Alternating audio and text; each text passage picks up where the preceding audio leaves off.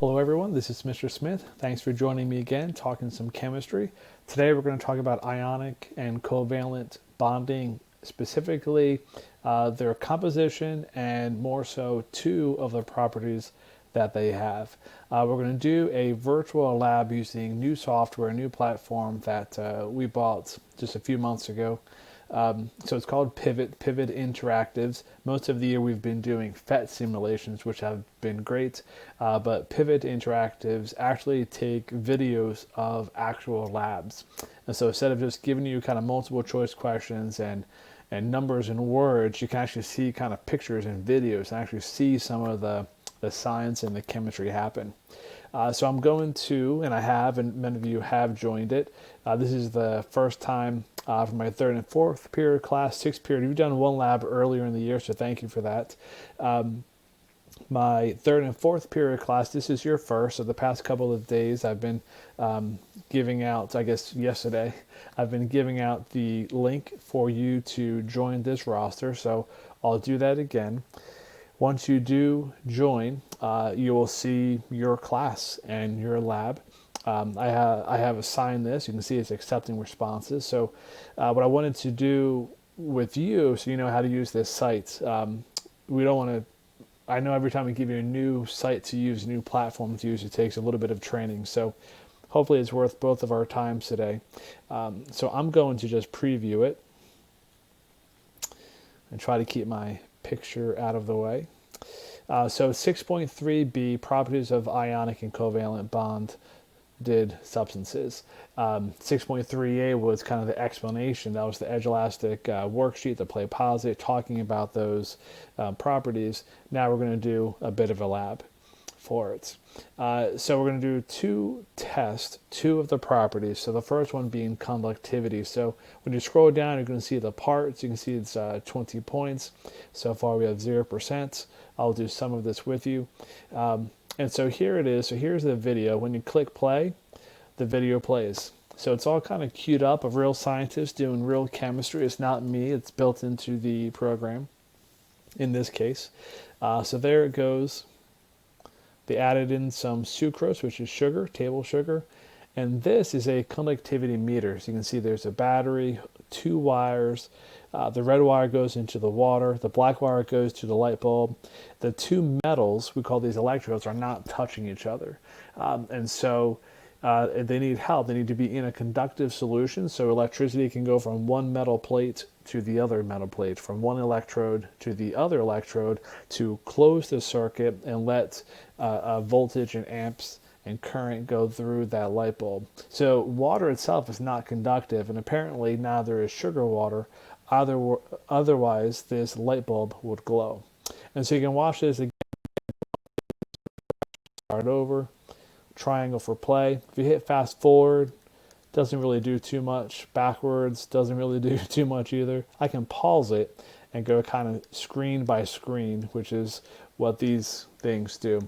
And sometimes when you need to pay to that much detail, this is exactly what you need, a frame by frame. So we're going to change chemicals. So you can click on this or click on change. Either way, you get your four options. So I'm going to do a potassium iodide. Click it, and you have to click load. And then a new video pops up. Click play. So here's your new white powder. So, you know, these white powders all look the same, but at that atomic level, that molecular level,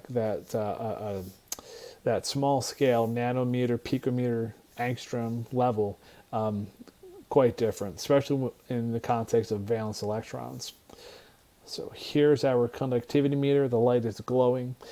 So now that these two electrodes, even though they aren't touching each other, there's enough charge in that solution to carry the voltage from one electrode to the other, words, completing the circuit, closing the circuit, allowing electricity to do its thing, which is allowing a battery to light a light bulb. So you can do this 4 times with the 4 different chemicals. Now you're going to write down the data here.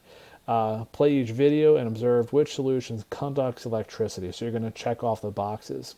You get 3 submissions. So let me show you how that works. So we saw potassium iodide go. Now if I hit submit answer, Red X means I'm wrong, and you get two more tries, three total tries to get this right.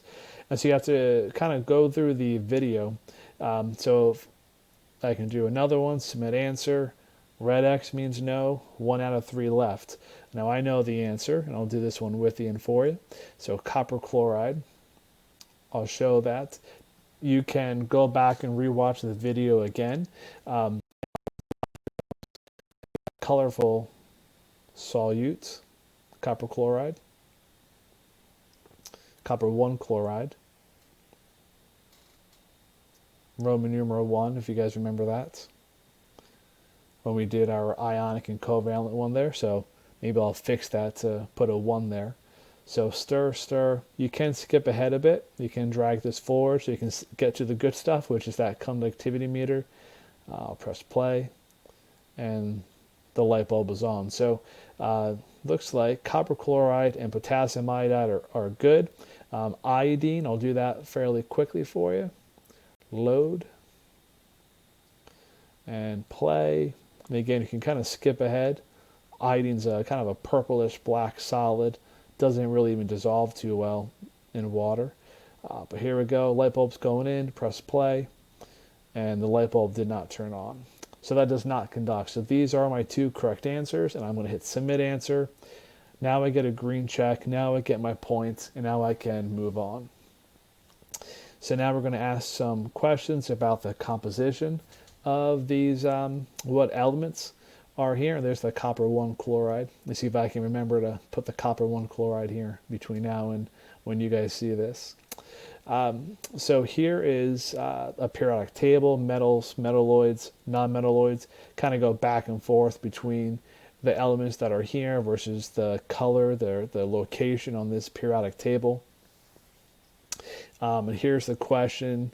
What do you notice about these atoms? So to conduct, which one's conducted? Well, copper chloride. So copper is over here.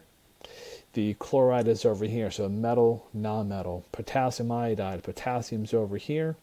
Iodide is over here in purple. Again, we're talking metal, non-metal. So I can click that, metal, non-metal, and submit, and all is well.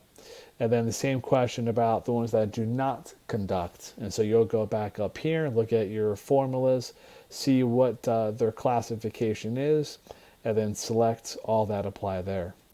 Now, you can't move on until you lock the answers. Now, as soon as I lock this answer, I'm not going to be able to click anything else. If I hit lock answer, continue, I can move on to the next section, but now I can't do what I did not do already. So be mindful of that. You have the submit, and then you have the lock answer. Section is locked. I can still see this and read this, and I can even watch the videos again. I can load, press play. I can still watch the videos, but now I can't change any of my answers. So please and thank you, be mindful of that. Okay, so the next one is the melting. So this is pretty cool. You have a camera here to look at the solid they're going to put onto this piece of metal that's hooked up to a thermometer. We call that a thermocouple. And we also have the camera that's pointing towards the flame. So you can see the temperature of the flame. That's as hot as we can get our experiment to go. And then this down here, we'll call these lab quests, will detect how hot the metal is getting. And so when this lab quest matches this camera, we can't get any hotter. So I can press play. I don't know if you're hearing it or not, but you will.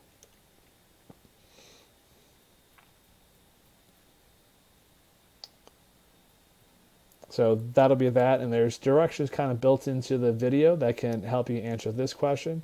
And then you're going to start actually doing the experiment. So here is sucrose. Here is, because they want kind of a slow heat, load. The fire itself is not going on the sugar that's here, but here is the temperature. They're actually going to have kind of like a gentle heat come through this pipe, and you can press play. And you're going to see melting. This one doesn't play music. So what is melting? Well, melting is solid to liquid. And so as soon as you think you see some liquid form, maybe you see it right now, you can go ahead and write down the temperature you see. Where do you write it down? In this data table here. So there's the sucrose. Write down the temperature that you think it is.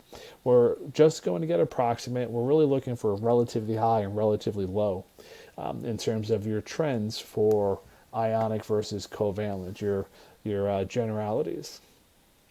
So you're going to do this for all four of these chemicals. Iodine, load, is loading, and it is still loading, but it will go, and then you can hit play and watch that video and watch it melt. As soon as you think it starts turning a liquid, make note of the temperature, type it down in this box.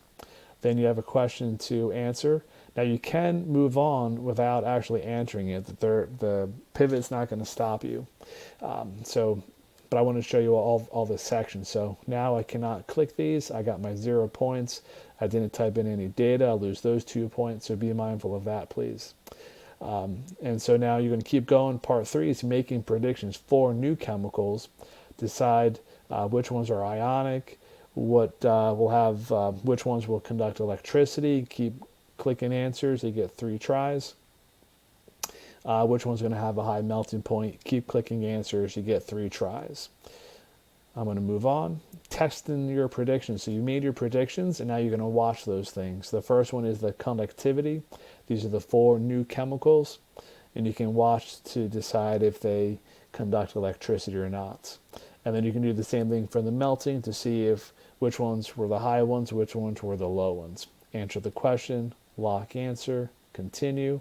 Last part. Summarize your results. These are the 4 at the beginning. These are the second batch of 4. And then you have a couple select all that apply questions here to try to bring it all together. What does the ionic bonding do? What does the covalent bonding do to the conductivity of aqueous solutions? And what does ionic and covalent bonding do to the melting points? So thank you for your time. I hope you're doing well. Go look with this. Reach out to Mrs. Egner and I if you need some help. Remember, chemistry is everywhere.